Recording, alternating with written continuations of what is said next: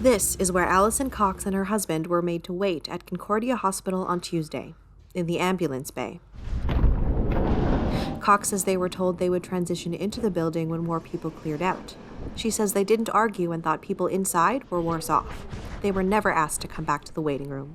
We thought we're strong, right, to think of others before ourselves. So that's what we were doing. It got a bit too much in the end. After 6 hours, Cox says they were led into a room and treated by a doctor. They were told to come back if they got worse. Cox says this is one doctor's order they won't be following. There's just a very empty feeling trying to get care at that hospital. We're treated for pneumonia. A spokesperson for the Winnipeg Regional Health Authority says patients are placed in ambulance bays on rare occasions if other isolation spaces are full. But Shaylee Sweeney says she was told this was not the case when she and her 80-year-old grandmother were waiting in the same ambulance bay in October.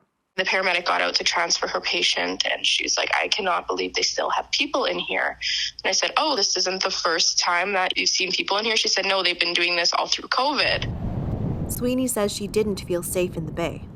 Aside from the weather conditions and ambulances driving in and out, she was worried about being so far away from medical staff.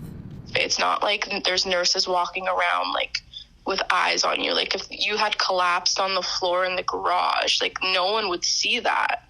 Both Sweeney and Cox say no one should be waiting in an ambulance bay for care, especially people who are more vulnerable.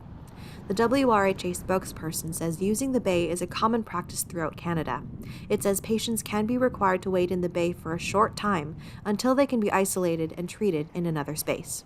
Joanne Roberts, CBC News, Winnipeg.